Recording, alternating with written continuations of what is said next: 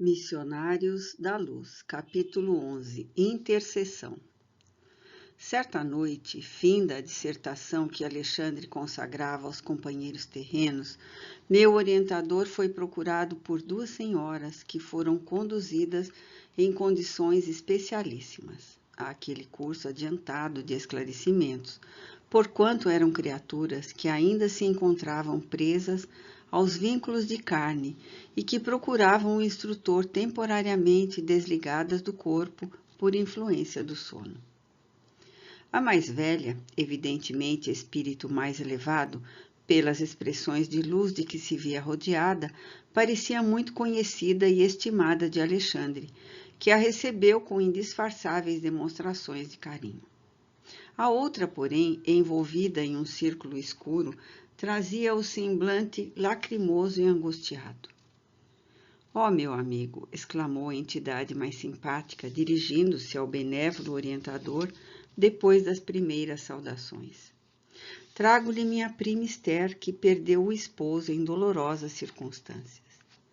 E enquanto a senhora indicada enxugava os olhos em silêncio, acabrunhadíssima, a outra continuava. Alexandre, conheço a elevação e a urgência de seus serviços. Entretanto, ouso pedir sua ajuda para os nossos pesares terrestres.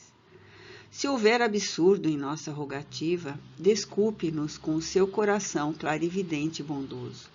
Somos mulheres humanas. Perdoe-nos, pois, se batemos à sua porta de benfeitor para atender a problemas tristes. Etelvina, minha amiga, falou o instrutor com entonação de ternura. Em toda parte, a dor sincera é digna de amparo. Se há sofrimento na carne, existem eles também aqui, onde nos encontramos sem os despojos grosseiros e em todos os lugares. Devemos estar prontos à cooperação legítima. Diga, portanto, o que desejam e ponham-se à vontade. Ambas as senhoras demonstraram-se aliviadas e passaram a conversar calmamente. Etelvina, satisfeita, apresentou então a companheira, que começou a relatar seu doloroso romance. Casara-se fazia 12 anos com o segundo noivo, ao qual amara muito. Suicidara-se em circunstâncias misteriosas. A princípio, preocupara-se intensamente com a atitude de Noé, o primeiro noivo, bem amado de seu coração. Todavia, o devotamento de Raul, o esposo que o céu lhe enviara, conseguira desfazer-lhe as mágoas do passado, edificando-lhe a aventura conjugal com amoroso entendimento.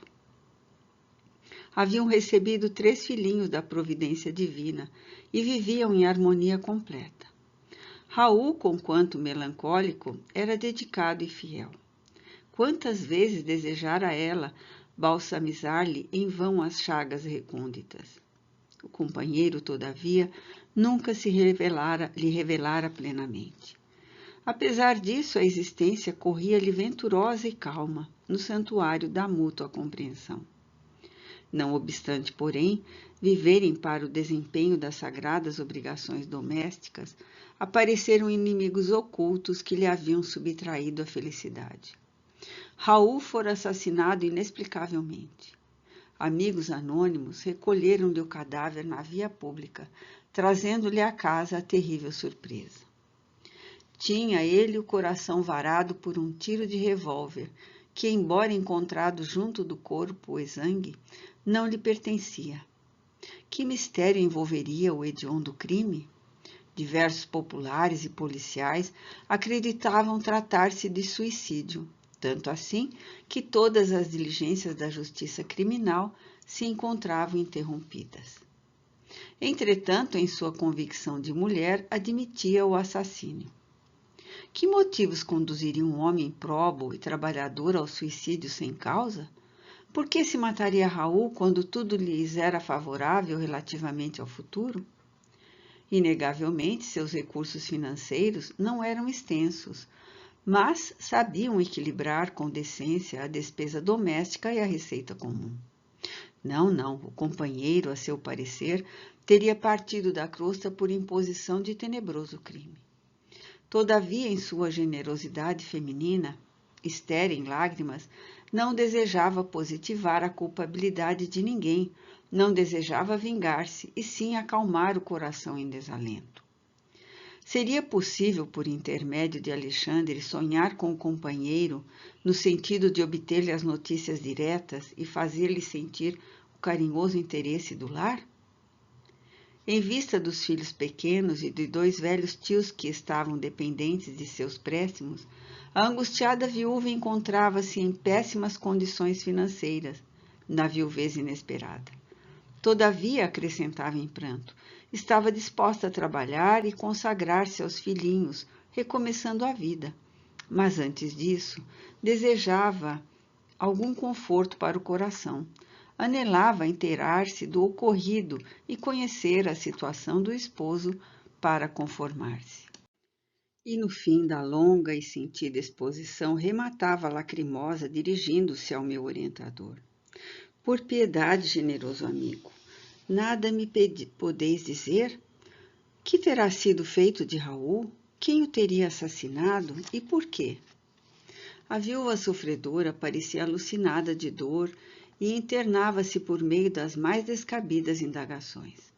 Alexandre, porém, longe de se desgostar com as perguntas intempestivas, assumira atitude paternal e carinhosamente tomou as mãos da interlocutora, respondendo-lhe: Tenha calma e coragem, minha amiga. Neste momento, não é fácil esclarecê-la. É imperioso se indicar com cuidado a fim de solucionar o problema com critério devido. Volte, pois, ao lar e descanse a mente oprimida. Ansiedades existem que não se curam à força de raciocínios do mundo. É indispensável conhecer o refúgio da oração, confiando-as ao Supremo Pai. Ampare-se à fé sincera, confie na providência e veremos o que é possível fazer no setor de informação do socorro fraterno. Examinaremos o assunto com atenção. Ambas as senhoras teceram ainda alguns comentários dolorosos a respeito do acontecimento e despediram-se mais tarde com palavras de gratidão e conforto. A sós comigo, e sentindo talvez a minha necessidade de preparação e conhecimento, o orientador explicou. Nossos amigos encarnados, muitas vezes, acreditam que somos meros adivinhos e, pelo simples fato de nos conservarmos fora da carne, admitem que já sejamos senhores de sublimes dons divinatórios, esquecidos de que o esforço próprio com o trabalho legítimo é uma lei para todos os planos evolutivos. Todavia, sorrindo paternalmente, acrescentou: Entretanto, é forçoso considerar que nós outros, quando na crosta, em face das mesmas circunstâncias, não procederíamos de outra forma. No dia imediato, porque podia eu dispor de mais tempo, convidou-me Alexandre a acompanhá-lo até a residência de Esther. Tomaria o lar da interessada como ponto de partida para as averiguações que desejava levar a efeito. Como, ponderei, não seria mais prático invocar diretamente o esposo desencarnado por meio de nossos poderes mentais? Raul poderia, desse modo, ser ouvido sem dificuldade, observando-se posteriormente o que se poderia fazer em favor da viúva. O instrutor, todavia, sem desprezar minha ideia, considerou: sem dúvida, esse é o método mais fácil e, em muitos casos, devemos mobilizar semelhantes recursos. Entretanto, André, o serviço intercessório, para ser completo, exige alguma coisa de nós mesmos. Concedendo à nossa irmã Esther algo de nosso tempo e de nossas possibilidades, seremos credores de mais justos conhecimentos, respeito à situação geral, enriquecendo simultaneamente os nossos valores de cooperação. Quem dá o bem é o primeiro beneficiado. Quem acende uma luz é o que se ilumina em primeiro lugar. Como quem não desejava dilatar a conversação, Alexandre silenciou, pondo-nos ambos a caminho, compreendendo eu, mais uma vez, que, como na Terra, o serviço de colaboração fraternal no plano dos espíritos reclama esforço, tolerância e diligência. A casa da pobre viúva localizava-se em rua modesta e, embora relativamente confortável, parecia habitada por muitas entidades de condição inferior, o que observei sem dificuldade pelo movimento de entradas e saídas antes mesmo de nossa penetração no ambiente doméstico. Entramos sem que os desencarnados infelizes nos identificassem a presença, em virtude do baixo padrão vibratório que lhes caracterizava as percepções. O quadro, porém, era doloroso de ver-se. A família constituída da viúva, 3 filhos e um casal de velhos permanecia à mesa de refeições no almoço muito simples. Entretanto, um fato até então inédito para mim feriu-me a observação. 6 entidades envolvidas em círculos escuros acompanhavam-nos ao repasto, como se estivessem tomando alimentos por absorção. "Oh, meu Deus!" exclamei aturdido, dirigindo-me ao instrutor. "Será crível? Desencarnados à mesa?" Alexandre replicou tranquilo. "Meu amigo, os quadros de viciação mental, ignorância e sofrimento nos lares sem equilíbrio religioso são muito grandes. Onde não existe organização espiritual, não há defesa da paz de espírito. Isso é intuitivo para todos os que estimem o reto pensamento." Após ligeira pausa, em que fixava compadecido a paisagem interior, prosseguiu. "Os que desencarnam em condições de excessivo apego aos que deixaram na crosta, neles encontrando as mesmas algemas, quase sempre se mantêm ligados à casa, às situações domésticas e aos fluidos vitais da família. Alimentam-se com a parentela e dormem nos mesmos aposentos onde se desligaram do corpo físico." "Mas chegam a se alimentar de fato utilizando os mesmos acepipes de outro tempo?" indaguei espantado, ao ver a satisfação das entidades congregadas ali, absorvendo gostosamente as emanações dos pratos fumegantes. Alexandre sorriu e acrescentou: "Tanta admiração somente por vê-los tomando alimentos pelas narinas? E nós outros? Desconhece você, porventura, que o próprio homem encarnado recebe mais de 70% da alimentação comum por meio de princípios atmosféricos captados pelos condutos respiratórios? Você não ignora também que as substâncias cozidas ao fogo sofrem profunda desintegração.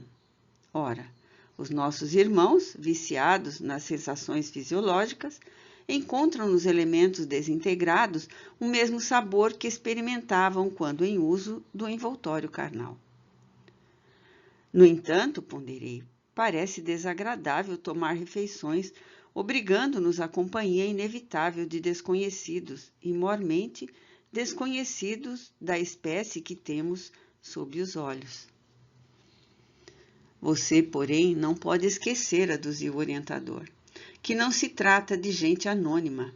Estamos vendo familiares diversos que os próprios encarnados retêm com as suas pesadas vibrações de apego doentio."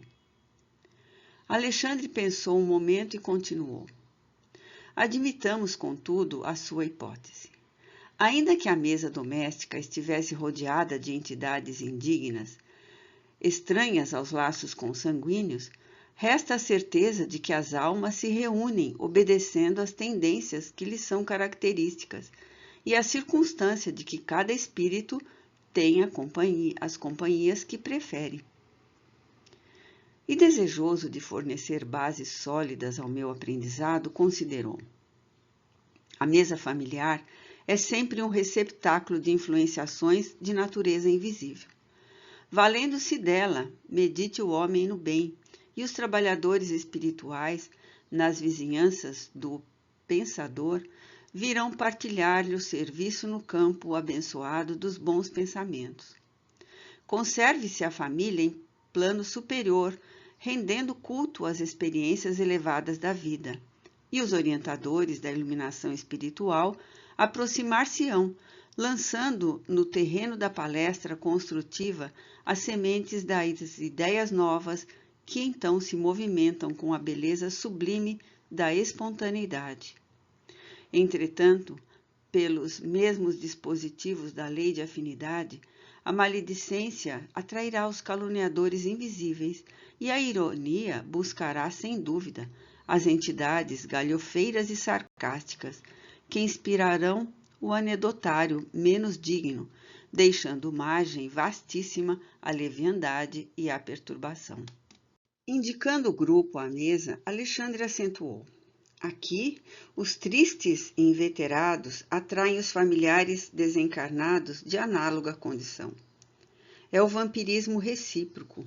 Ouça você o que falo. Agucei meus ouvidos e, com efeito, observei que a conversação era das mais lastimáveis. Nunca pensei que viria a sofrer tanto neste mundo, exclamava a velha tia de Esther, queixando-se amargamente. Agostinho e eu trabalhamos tanto na mocidade. Agora, chegados à velhice, sem recursos para enfrentar a vida, somos obrigados a sobrecarregar uma pobre sobrinha viúva. Oh, que doloroso destino! Enquanto as lágrimas lhe corriam nas faces de cera, o ancião fazia coro. É verdade, para uma vida laboriosa e difícil, tão amargosa compensação, jamais esperei uma velhice tão escura. As entidades vestidas em túnicas de sombra, ao ouvirem semelhantes declarações, pareciam também mais comovidas, abraçando-se aos velhos com fervor. A viúva, todavia, embora tristonha, acrescentou resignada. De fato, nossas provações têm sido cruéis, entretanto, devemos confiar na bondade de Deus. Alexandre fixou nela toda a sua atenção e notei que na alma da viúva se fazia disposição singular. De olhos brilhantes, como se percebesse de muito longe a nossa influenciação espiritual, recordou o sonho da noite, de modo vago, acentuando. Graças à providência, amanheci hoje muito mais confortada. Sonhei que a prima Etelvina me conduziu à presença de um mensageiro celestial que me abençoou o coração, aliviando-me as pesadas dores destes últimos dias.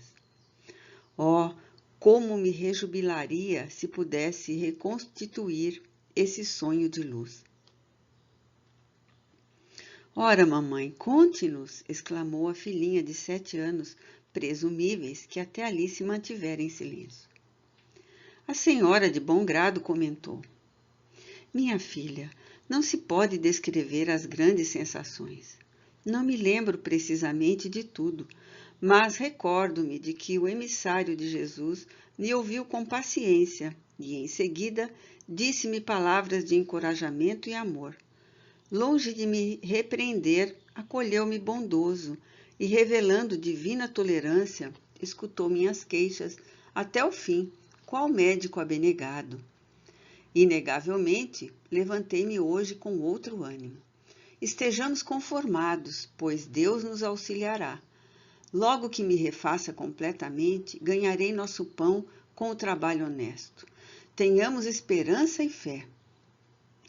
Em face das afirmativas encorajadoras de Esther, os meninos entreolharam-se sorridentes, enquanto os velhinhos calaram a amargura que lhes era própria.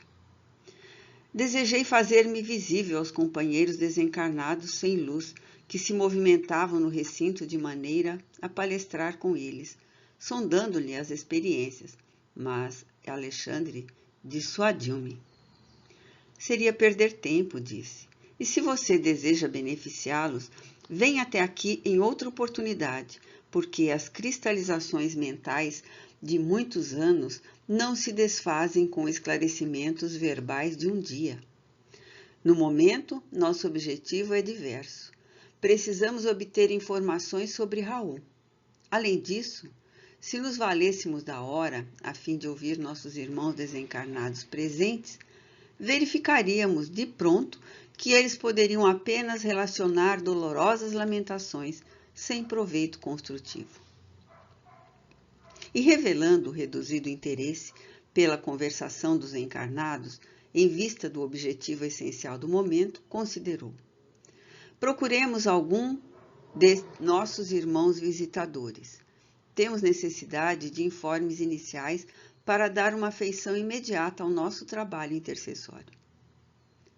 Porque Alexandre demandasse outros aposentos, deixei igualmente a modesta sala de refeições, embora desejasse continuar observando. O instrutor, porém, não tinha muito tempo para gastar.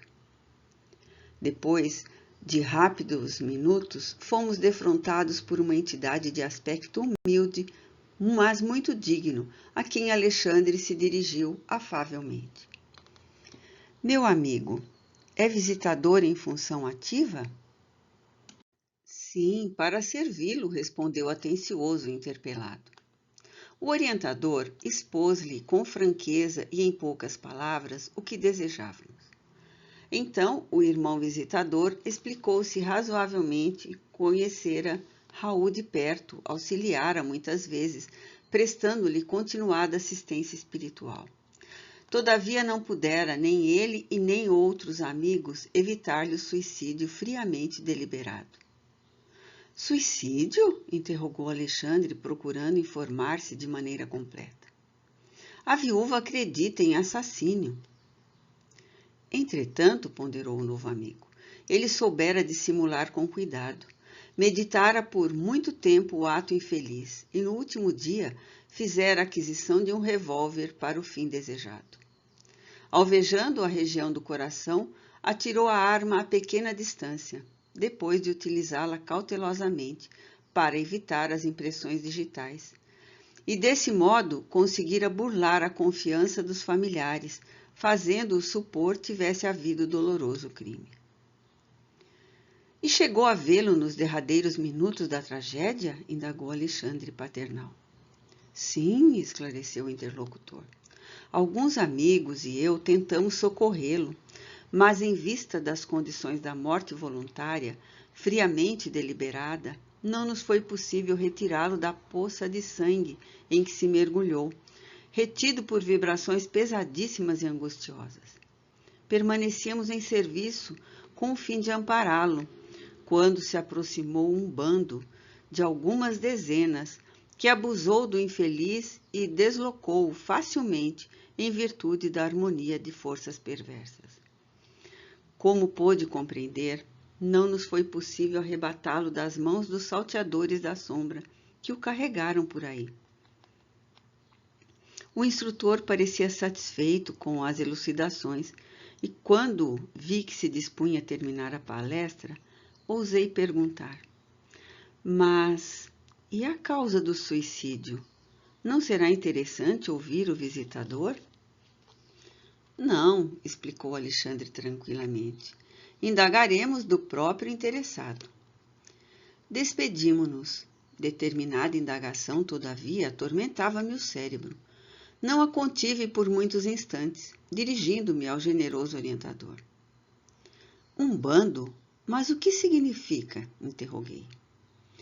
Alexandre, que me parecia agora mais preocupado, esclareceu. O bando a que se refere o informante é a multidão de entidades delinquentes dedicadas à prática do mal. Embora tenha uma influenciação limitada em virtude das esferas numerosas que rodeiam os núcleos de nossos irmãos encarnados e as nossas próprias esferas de ação, levam a efeito muitas perturbações, concentrando os impulsos de suas forças coletivas. Porque fosse muito grande a minha estranheza, o instrutor aduziu. Não se surpreenda, meu amigo. A morte física não é banho milagroso que converta maus em bons e ignorantes em sábios de um instante para outro. Há desencarnados que se apegam aos ambientes domésticos à maneira da era às paredes. Outros, contudo, em vultuoso número, revoltam-se nos círculos da ignorância que lhes é própria e constituem as chamadas legiões das trevas, que afrontam o próprio Jesus por intermédio de obsediados diversos. organizam-se diabolicamente, formam cooperativas criminosas, e ai deles que se transformam em seus companheiros. Os que caem na senda evolutiva do descaso das oportunidades divinas são escravos sofredores desses transitórios, mas terríveis poderes das sombras em cativeiro que pode caracterizar-se por longa duração. No entanto, o visitador regional, como guarda desses sítios, inquiri espantado, não poderia defender o suicida infeliz? Se ele fosse vítima de assassínio, sim, respondeu o instrutor, porque na condição real de vítima, o homem segrega determinadas correntes de forças magnéticas suscetíveis de pô-lo em contato com os missionários do auxílio.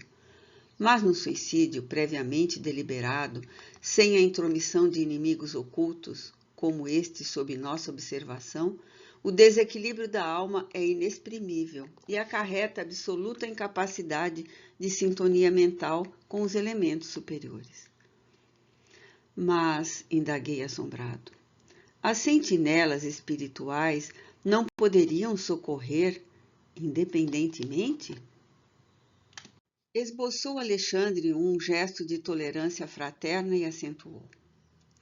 Sendo a liberdade interior apanágio de todos os filhos da criação, não seria possível organizar precipitados serviços de socorro para todos os que caem nos precipícios dos sofrimentos por ação propositada, com plena consciência de suas atitudes. Em tais casos, a dor funciona como medida de auxílio nas corrigendas indispensáveis. Mas, e os maus que parecem felizes na própria maldade? Perguntará você, naturalmente. Esses são aqueles sofredores perversos e endurecidos de todos os tempos, que, apesar de reconhecerem a decadência espiritual de si mesmos, criam perigosa crosta de insensibilidade em torno do coração, desesperados e desiludidos, abrigando venerosa revolta, atiram-se à onda torva do crime, até que um novo raio de luz lhes desabroche no céu da consciência. O assunto oferecia ensejo a valiosos esclarecimentos, mas Alexandre esboçou um gesto de quem não podia gastar muito tempo com palavras e, depois de ligeiro intervalo, acrescentou. André, mantenha-se em oração, ajudando-me por alguns momentos. Agora que tenho informações positivas do visitador, preciso mobilizar minhas possibilidades de visão, se indicando quanto ao paradeiro do irmão infeliz. Não obstante conservar-me em prece, observei que o orientador entrava em profundo silêncio. Daí a alguns minutos, Alexandre tomou a palavra e exclamou como quem estivesse voltando de surpreendente excursão. Podemos seguir adiante. O pobre irmão, semi-inconsciente, permanece imantado a um grupo perigoso de vampiros em lugarejo próximo. O instrutor pôs-se a caminho. Seguiu-o passo a passo, em silêncio, apesar de minha intensa curiosidade. Em pouco tempo, distanciando-nos dos núcleos suburbanos, encontramo-nos nas vizinhanças de um grande matadouro. Minha surpresa não tinha limites, porque observei a atitude de vigilância assumida pelo meu orientador, que penetrou firmemente a larga porta de entrada. Pelas vibrações ambientes, reconheci que o lugar era dos mais desagradáveis que conhecera até então, em minha nova fase de esforço espiritual. Seguindo Alexandre de muito perto, via numerosos grupos de entidades francamente inferiores que se alojavam aqui e ali. Diante do local em que se processava a matança dos bovinos, percebi um quadro estarrecedor. Grande número de desencarnados em lastimáveis condições atiravam-se aos borbotões de sangue vivo, como se procurassem beber o líquido em sede devoradora. Alexandre percebera o assombro doloroso que se apossara de mim e esclareceu-me com serenidade. Está observando, André? Estes infelizes irmãos que nos não podem ver pela deplorável situação de embrutecimento e inferioridade, estão sugando as forças do plasma sanguíneo dos animais. São famintos que causam piedade. Poucas vezes, em toda a vida, eu experimentara tamanha repugnância. As cenas mais tristes das zonas inferiores, que até ali pudera observar, não me haviam impressionado com tamanho amargor. Desencarnados à procura de alimentos daquela espécie? Matadouros cheios de entidades perversas? Que significava tudo aquilo? Lembrei meus reduzidos estudos de história, remontando-me à época em que as gerações primitivas ofereciam aos supostos deuses o sangue de touros e cabritos. Estaria ali, naquele quadro horripilante, a representação antiga dos sacrifícios em altares de pedra? Deixei que as primeiras impressões me encandecessem o cérebro, a ponto de sentir, como em outro tempo, que minhas ideias vagueavam em turbilhão. Alexandre, contudo, solícito como sempre, acercou-se mais carinhosamente de mim e explicou. Por que tamanha sensação de pavor, meu amigo? Saia de si mesmo, quebre a concha da interpretação pessoal e venha para o campo largo da justificação. Não visitamos nós ambos, na esfera da crosta, os açougues mais diversos? Lembro-me de que, em meu antigo lar terrestre, havia sempre grande contentamento familiar pela matança dos porcos. A carcaça de carne e gordura significava abundância da cozinha e conforto do estômago. Com o mesmo direito, acercam-se os desencarnados, tão inferiores quanto já o fomos, dos animais mortos, cujo sangue fumegante lhes oferece vigorosos elementos vitais. Sem dúvida, o quadro é lastimável. Não nos compete, porém, lavrar as condenações. Cada coisa, cada ser, cada alma permanece no processo evolutivo que lhe é próprio.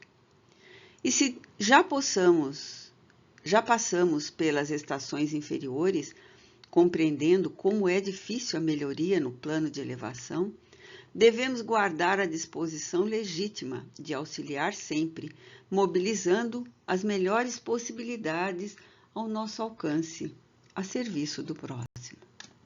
A advertência fora utilíssima. As palavras do instrutor caíram-me na alma a preceito, retificando-me a atitude mental. Encarei sereno o quadro sob meus olhos e, notando que me reequilibrara, Alexandre mostrou-me uma entidade de aspecto lamentável, semelhante a um autômato, a vaguear em torno dos demais. Depois de fixar-lhe os olhos quase sem expressão, reparei que a sua vestimenta parecia ensanguentada. É o suicida que procuramos, exclamou o instrutor claramente. Que? Perguntei espantado.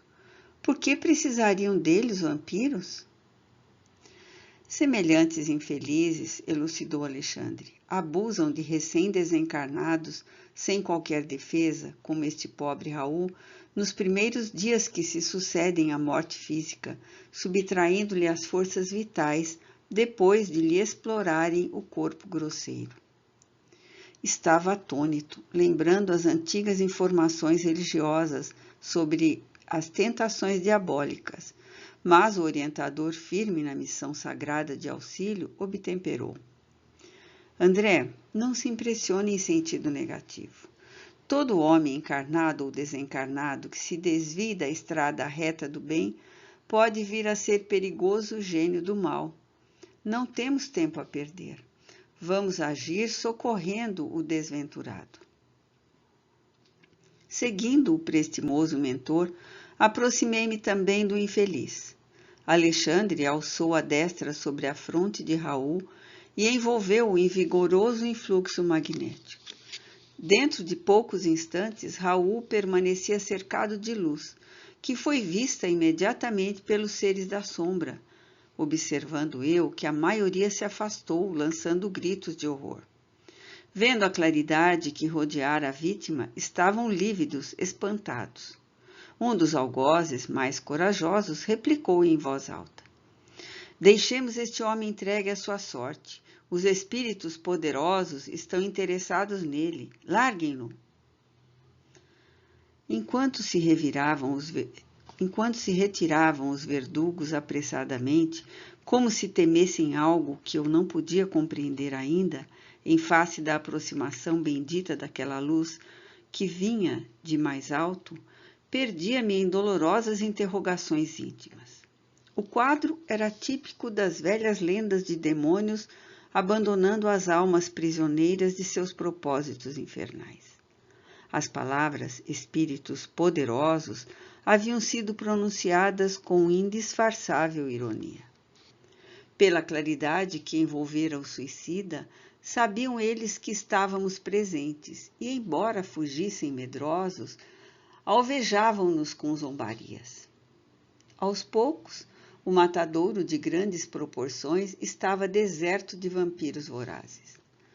Alexandre, dando por finda a operação magnética, tomou a mão do amigo sofredor, que parecia imbecilizado pela influenciação maligna, e, conduzindo-o para fora, a caminho do campo, falou-me bondoso. Não guarde no coração as palavras irônicas que ouvimos. Esses irmãos desventurados merecem a nossa maior compaixão. Vamos ao que nos possa interessar. Recomendou-me amparar um novo amigo que parecia inconsciente de nossa colaboração. E depois de alguns minutos de marcha, estacionávamos sob árvore frondosa, depondo o irmão enfraquecido e cambaleante sobre a relva fresca. Impressionado com o seu olhar inexpressivo, solicitei os esclarecimentos do orientador, cuja palavra amiga não se fez esperar. O pobrezinho permanece temporariamente desmemoriado. O estado dele, depois de tão prolongada sucção de energias vitais, é de lamentável inconsciência. Em face da minha estranheza, Alexandre acrescentou: que deseja você? Esperaria por aqui o processo de menor esforço? O magnetismo do mal está igualmente cheio de poder, mormente para aqueles que caem voluntariamente sob os seus tentáculos. Em seguida, inclinou-se paternalmente sobre o desventurado suicida e indagou: irmão Raul, como passa? Eu, murmurou o infeliz, como se estivesse mergulhado em sono profundo. Não sei, nada sei. Lembra-se da esposa? Não, respondeu o suicida, de modo vago. O instrutor levantou-se e disse-me: a inconsciência dele é total, precisamos despertá-lo. Em seguida, determinou que eu permaneceria ali, em vigilância, enquanto buscaria recursos necessários. Não poderemos acordá-lo por nós mesmos? Interroguei admirado. O orientador sorriu e considerou. Bem se reconhece que você não é veterano em serviços intercessórios. Esquece-se de que vamos despertá-lo não só para a consciência própria, senão também para a dor? Romperemos a crosta do magnetismo inferior que o envolve, e Raul regressará ao conhecimento da situação que lhe é própria. Entretanto, sentirá o martírio do peito varado pelo projétil. Rugirá de angústia ao contato da sobrevivência dolorosa, criada, aliás, por ele mesmo. Ora, em tais casos, as primeiras impressões são francamente terríveis e escoam-se algumas horas antes de seguro alívio. E como outras obrigações esperam por nós, será conveniente entregá-lo aos cuidados de outros amigos. As observações calaram-me profundamente. Decorridos 20 minutos aproximadamente, Alexandre voltou acompanhado de 2 irmãos que se prontificaram a conduzir o infeliz. E daí a algum tempo, encontrávamos-nos em uma casa espiritual de socorro urgente, localizada na própria esfera da crosta. Via-se que a organização atendia a trabalhos de emergência, porquanto o material de assistência era francamente rudimentar. Adivinhando-me o pensamento, Alexandre explicou. No círculo de vibrações antagônicas dos habitantes da crosta, não se pode localizar uma instituição completa de auxílio. O trabalho de socorro, desse modo, há de sofrer incontestável deficiência. Esta casa, porém, é um hospital volante que conta com a abnegação de muitos companheiros. Deposto Raul no leito-alvo, o devotado instrutor começou a aplicar-lhe passes magnéticos sobre a região cerebral. Não se passou muito tempo e o infeliz lançou um grito estertoroso e vibrante, dilacerando-me o coração. Eu morro, gritava Raul em suprema aflição, tentando agora escalar as paredes. Acudam-me por caridade. E comprimindo o peito com as mãos, exclamava em tom lancinante. Meu coração está partido, ajudem-me, não quero morrer. Enfermeiros solícitos amparavam-no com atenção, mas o paciente parecia tomado de horror.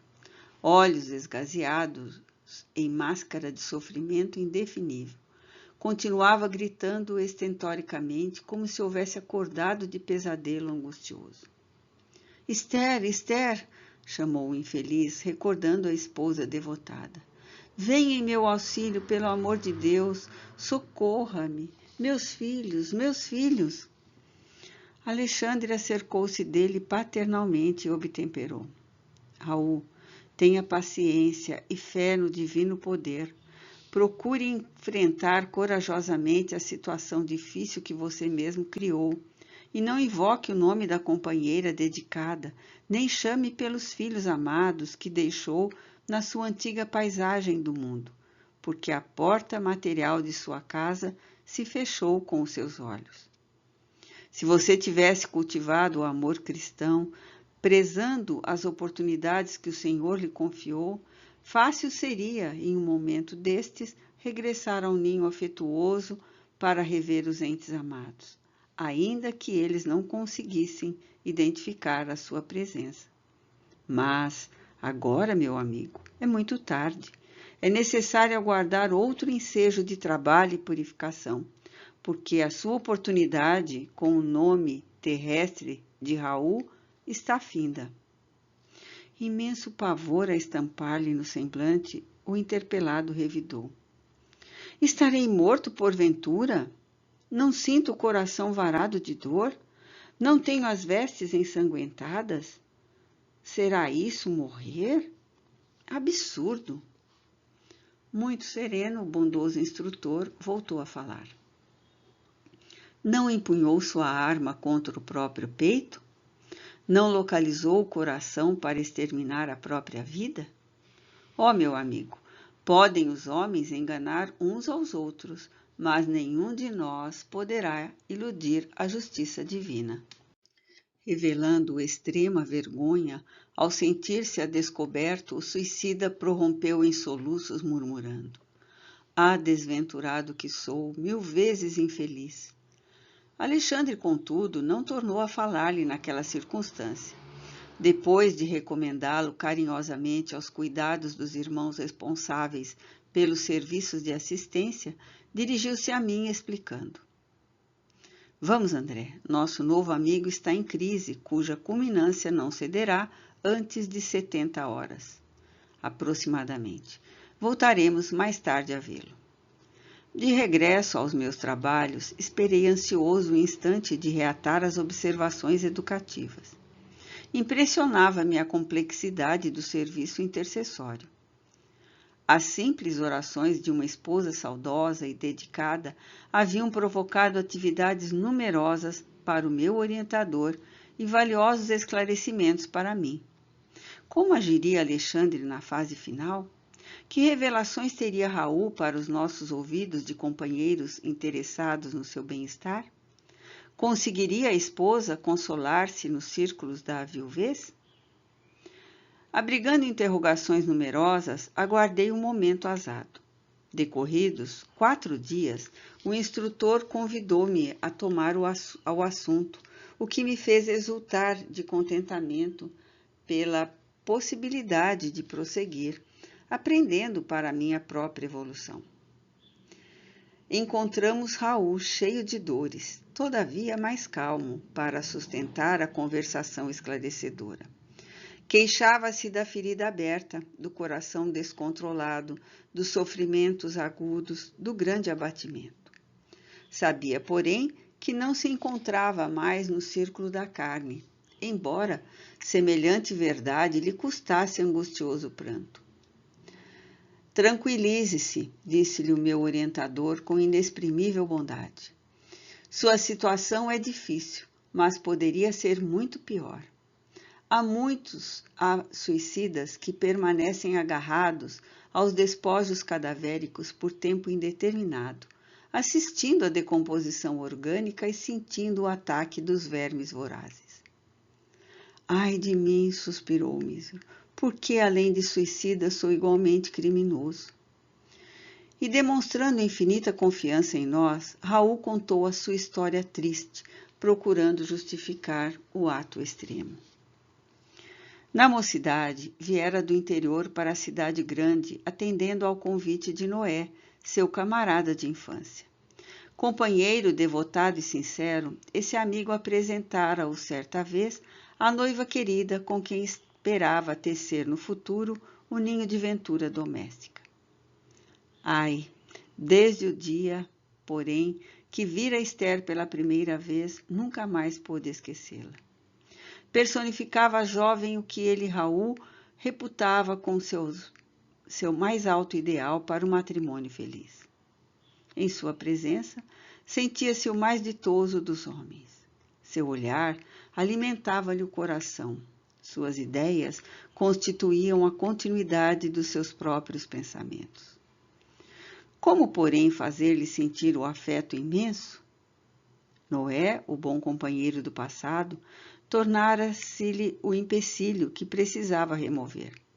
Esther seria incapaz de traição ao compromisso assumido.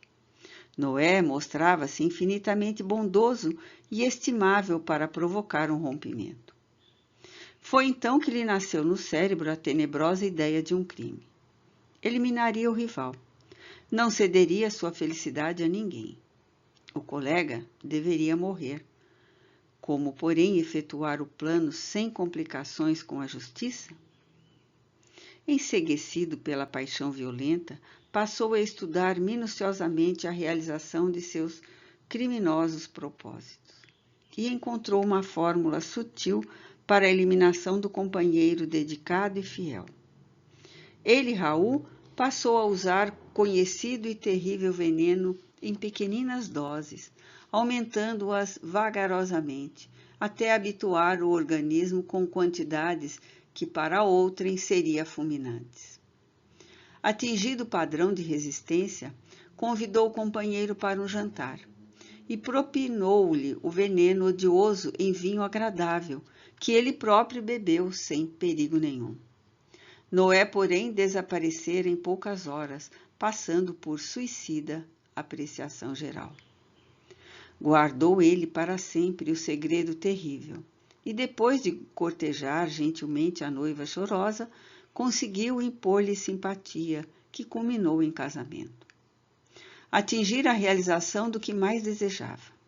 Esther pertencia-lhe na qualidade de mulher, vieram os filhinhos enfeitar-lhe o viver, mas a sua consciência fora ferida sem remissão.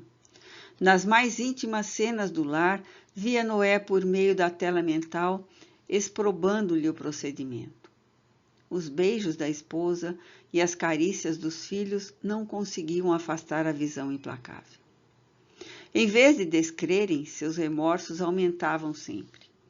No trabalho, na leitura, na mesa de refeição, na alcova conjugal, permanecia a vítima a contemplá-lo em silêncio. A certa altura do destino, quis entregar-se à justiça do mundo, confessando o crime hediondo. Entretanto, não se sentia com o direito de perturbar o coração da companheira, nem deveria encher de lodo o futuro dos filhinhos. A sociedade respeitava-o, acatando-lhe o ambiente doméstico. Companheiros distintos de trabalho prezavam-lhe a companhia. Como esclarecer a verdade em semelhantes contingências? Não obstante amar ternamente a esposa e os filhos, achava-se esgotado, ao fim de prolongada resistência espiritual. Receava a perturbação, o hospício, o aniquilamento, fugindo à confissão do crime que a cada dia se tornava mais eminente. A essa altura, a ideia do suicídio tomou vulto em seu cérebro atormentado. Não resistiu por mais tempo. Esconderia o último ato do seu drama silencioso, como ocultar a primeira tragédia.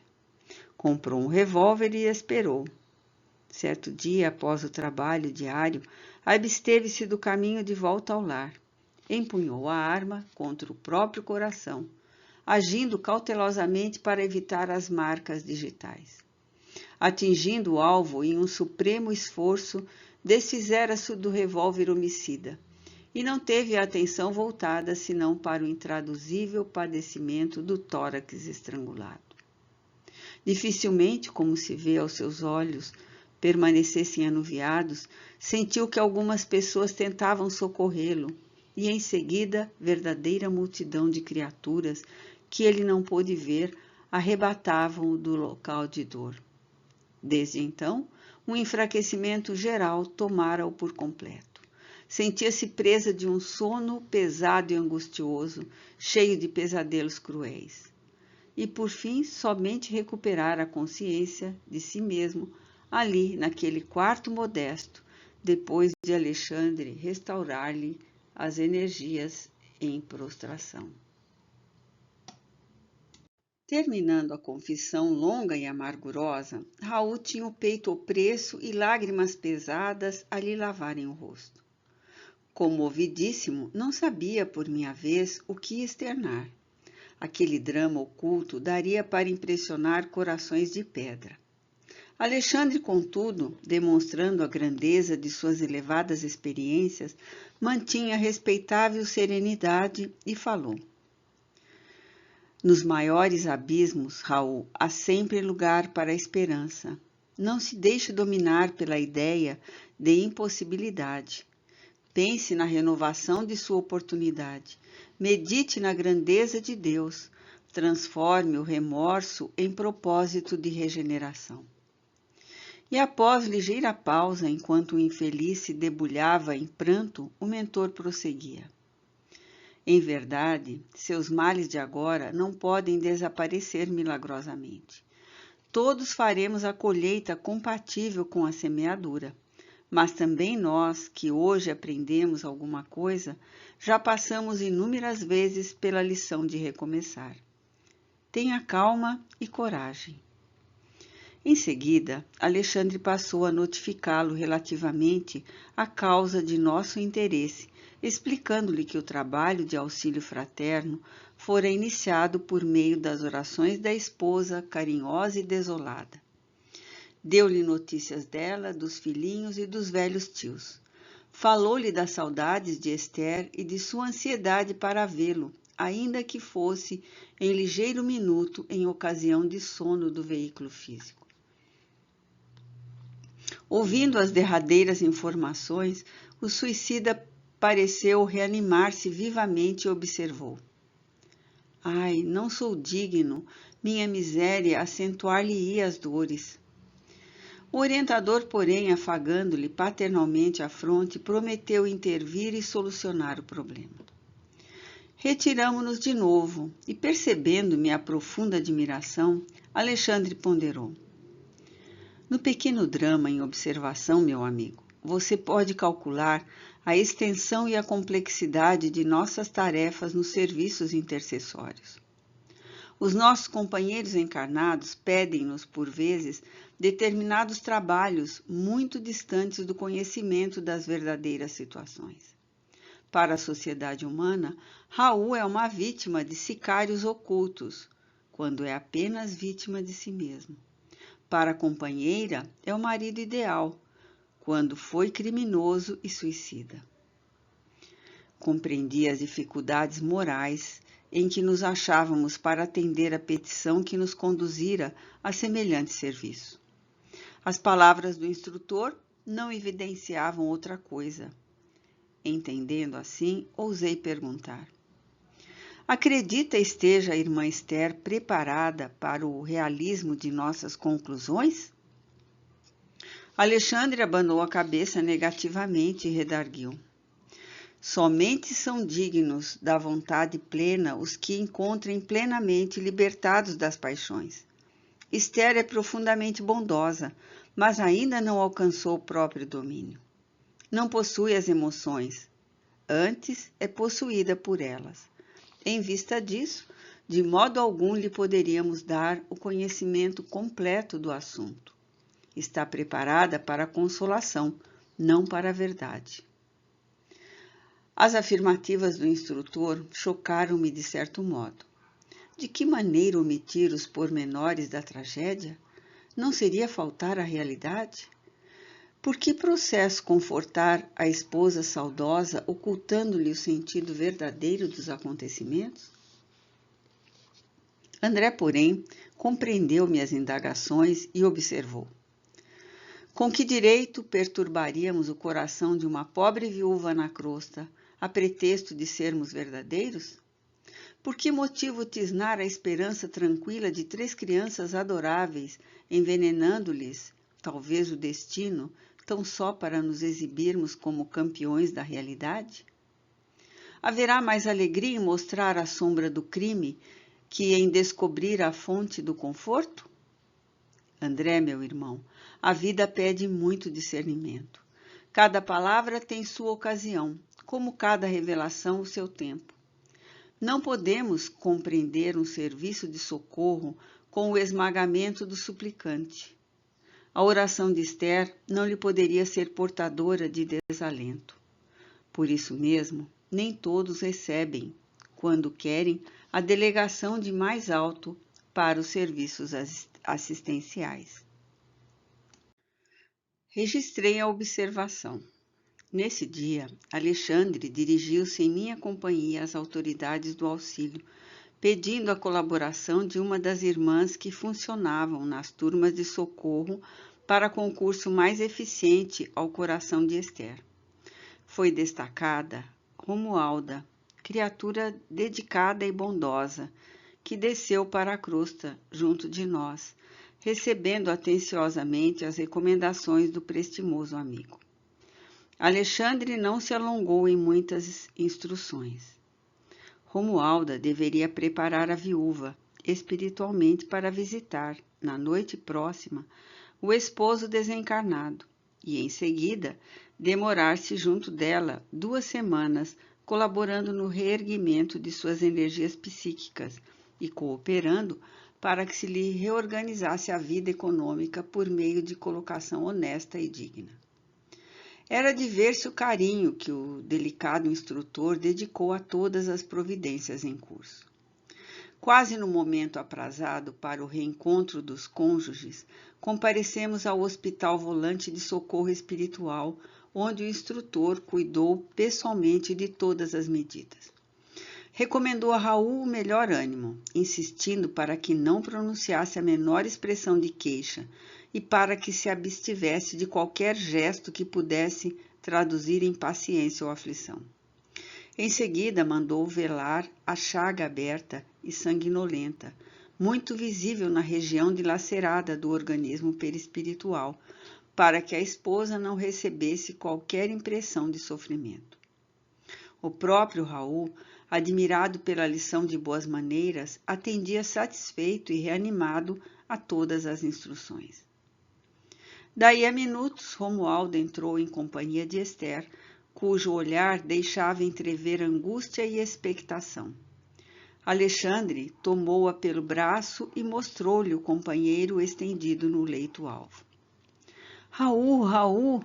Gritou a viúva desolada, provisoriamente liberta do corpo carnal, dilacerando-me o coração pelo doloroso tom de voz. A comoção dela era extrema. Quis prosseguir e não pôde. Dobraram-se-lhe os joelhos e encontrou-se genuflexa junto ao leito do esposo, soluçando. Reparei que os olhos dele permaneciam marejados de pranto que não chegava a cair. Alexandre fixava-o com firmeza, dando-lhe a entender a necessidade de coragem para o angustioso testemunho. Como a criança interessada em conhecer as recomendações paternas, o suicida acompanhava os menores gestos do nosso generoso orientador. E porque Alexandre lhe fazia ligeiro sinal, Raul tomou a destra da companheira em lágrimas e falou: Não chore mais, Esther. Tem confiança em Deus. Vela pelos nossos filhinhos e ajuda-me com a tua fé. Vou indo muito bem. Não há razão para que nos lamentemos. Querida, a morte não é o fim. Aceita a vontade do Pai como estou procurando aceitar. Nossa separação é temporária. Nunca te esquecerei. Estarás em meu coração onde eu estiver. Também estou saudoso de tua companhia, de tua dedicação. Mas o Altíssimo nos ensinará a transformar saudades em esperanças. As palavras do suicida, bem como a doce inflexão de sua voz, surpreendiam-me a observação. Raul demonstrava um potencial de delicadeza e finura psicológica que até aí não revelara a meus olhos. Foi então que, aguçando a percepção visual, notei que fios tenuíssimos de luz ligavam a fronte de Alexandre ao cérebro dele, e compreendi que o instrutor lhe ministrava vigoroso influxo magnético, amparando-o na difícil situação. Ouvindo-lhe as expressões consoladoras, a viúva pareceu reanimar-se, exclamando lacrimosa: Ó Raul, eu sei que agora estamos separados pelos abismos da sepultura. Sei que devo esperar a decisão suprema para unir-me contigo para sempre. Ouve, auxilia-me na terra, na viuvez inesperada e dolorosa. Levanta-te e vem para a nossa casa, dar-me esperança ao espírito abatido. Defende-nos ainda contra os maus. Não me deixes sozinha com os nossos filhinhos, que tanto precisam de ti. Pede a Deus essa graça e vem ajudar-nos até o fim. Embora continuasse estirado no leito, o interpelado afagou-lhe carinhosamente os cabelos e respondeu: Tem coragem e fé. Lembra-te, Esther, de que existem padecimentos maiores que os nossos e conforma-te. Vou fortalecer-me e trabalharei ainda por nós.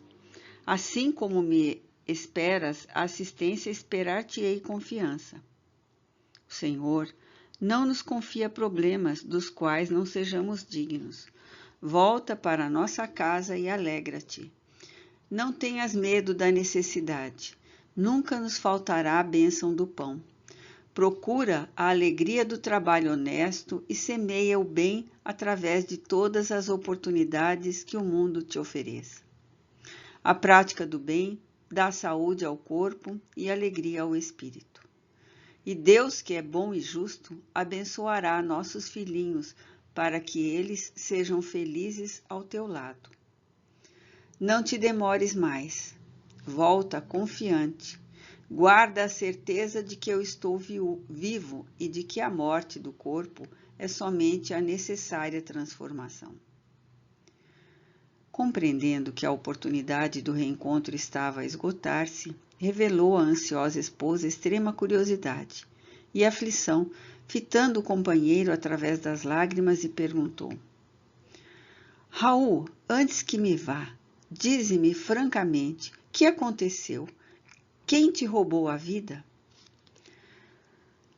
Notei que o interpelado mostrou no olhar terrível angústia ante a indagação inesperada. Quis talvez confessar a verdade, fazer luz em torno de suas experiências extintas, mas o socorro magnético de Alexandre não se fez esperar. Jato de intensa luminosidade partiu da mão do orientador que, a essa altura da conversação, mantinha sobre a fronte do suicida a destra protetora. Transformou-se-lhe a expressão fisionômica, restabelecendo-lhe a serenidade e a coragem. Novamente calmo, Raul falou à companheira. Esther, os processos da justiça divina não se encontram no dispor de nossa apreciação. Guarda contigo a certeza de que estamos sendo instruídos todos os dias e em todos os acontecimentos. Aprende a procurar, antes de tudo, a vontade de Deus. A pobre viúva desejou prolongar a palestra. Adivinhava-se-lhe pelos olhos aflitos o intenso propósito de continuar bebendo as sublimes consolações do momento. Mas Alexandre tomou-lhe o braço e recomendou-lhe a necessidade de despedir-se. A esposa chorosa não relutou. Concentrando toda a sua capacidade afetiva nas palavras, disse adeus ao suicida e beijou-lhe as mãos com infinito carinho. Algo distante da organização hospitalar de emergência, confiou ao instrutor aos cuidados de Romualda e regressou em minha companhia. Não consegui ocultar minha enorme admiração por semelhante serviço de assistência. Alexandre percebeu-me o estado da alma e falou comovidamente. Segundo observo, o trabalho de socorro pede muito esforço e devotamento fraterno. Não podemos esquecer que Raul e Esther são dois enfermos espirituais e, nessa condição, requerem muita compreensão de nossa parte. Felizmente, a viúva regressa cheia de novo ânimo e o nosso amigo, sentindo a extensão dos cuidados de que está sendo objeto, e notado por si mesmo quanto pôde auxiliar a companheira encarnada, dar-se-á pressa em criar novas expressões de estímulo e energia no próprio coração. Impressionado, contudo, em vista do dilaceramento havido em seu organismo espiritual, indaguei. E a região ferida? Raul experimentará semelhante padecimento até quando? Talvez por muitos anos, respondeu o instrutor em tom grave. Isso, porém, não o impedirá de trabalhar intensamente no campo da consciência, esforçando-se pela reaproximação da bendita oportunidade regeneradora. Outros problemas afloravam-me a ideia. No entanto, o instrutor precisava ausentar-se em demanda de incumbências difíceis, nas quais não poderia eu acompanhá-lo. Pedi-lhe permissão para seguir de perto o trabalho de assistência levado a efeito por Romualda, recebendo-lhe a generosa aprovação. Desejava saber até que ponto se confortara a viúva ativa e observar-lhe o proveito daquele reencontro que traduzia elevada concessão. No dia seguinte, voltei ao lar modesto, justamente por ocasião do almoço familiar. Romualda andava aflita. O ambiente interno adquirira novo aspecto. As entidades viciadas não haviam desaparecido totalmente, mas o seu número fora consideravelmente reduzido. Amparando a sua protegida, a irmã auxiliadora recebeu-me com amabilidade. Notificou-me que a viúva amanhecera muito melhor e que ela, Romualda, fizera o possível para manter-lhe a recordação plena do sonho. Como era natural, a pobrezinha não poderia lembrar-se de todas as minúcias. Entretanto, fixara as impressões culminantes, suscetíveis de acordar-lhe a divina esperança e restaurar-lhe o bom ânimo. Recomendou-me verificar por mim mesmo o efeito maravilhoso da providência. De fato, o semblante da viúva ganhara nova expressão. De olhos límpidos e brilhantes, narrava aos tios e aos filhinhos o sublime sonho da noite. Todos a escutavam sob forte interesse, mormente as crianças que pareciam participar de seu júbilo interior.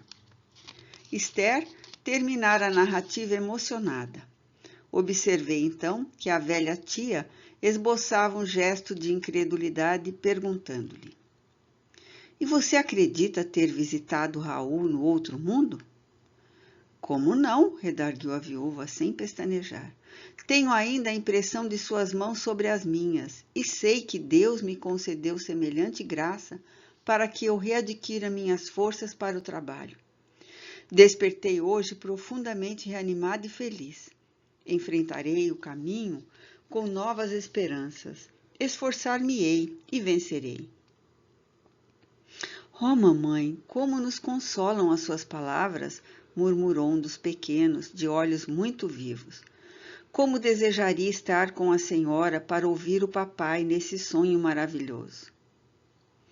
Nesse instante, o velhinho, que se alimentava em silêncio, ponderou na qualidade de excelente representante da descrença humana. É interessante notar que, tendo Raul consolado tanto seu coração de mulher, não tem elucidado sobre o crime que o atirou no sepulcro. Esther, que sentiu a ironia da observação, influenciada pela benfeitora que ali se mantinha, respondeu prontamente.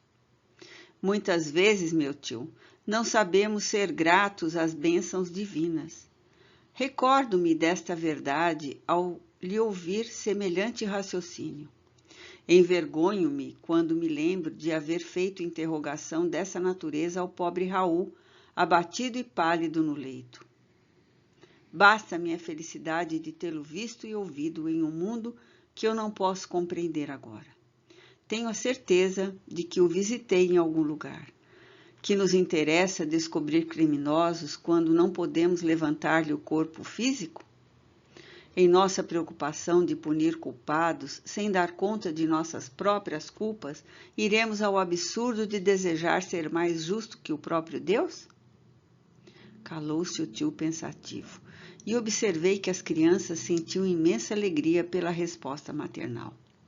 O coração de Esther penetrara a zona lúcida e sublime da fé viva, absorvendo paz, alegria e esperança a caminho de uma vida nova. Ao me despedir, felicitei Romualda pelo seu nobre trabalho. A generosa servidora pôs-me a par de meu projeto de serviço, permanecia mais estreitamente no lado da viúva, insuflando-lhe coragem e bom ânimo, e na semana próxima contava com a possibilidade de cooperar no sentido de organizar-lhe serviço bem remunerado.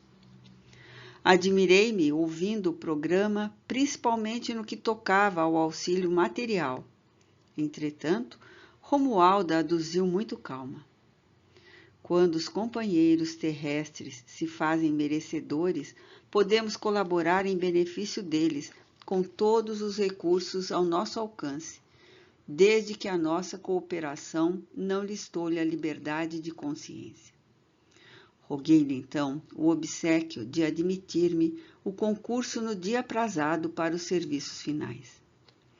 Romualda aqueceu bondosamente e, passada uma semana, fui por ela avisada quando a medida de conclusão dos trabalhos de assistência. Voltei ao lar da viúva em companhia da digna servidora espiritual que me recomendou. Faça o favor de assistir nossa amiga enquanto vou buscar a pessoa indicada para auxiliá-la. Já movimentei todas as providências cabíveis na situação e não temos tempo a perder. Mantive-me ali em profunda curiosidade e, decorridas 3 horas aproximadamente, alguém bateu à porta, chamando-me a atenção. Seguida de Romualda, uma dama distinta vinha ao encontro de Esther, oferecendo-lhe trabalho honesto em sua oficina de costura. A viúva chorava de emoção e de alegria, e enquanto combinavam determinadas medidas de serviço, em um quadro confortador de júbilo geral, a irmã auxiliadora falou-me contente.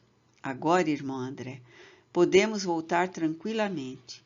O serviço que nos foi confiado está concluído, graças ao Senhor.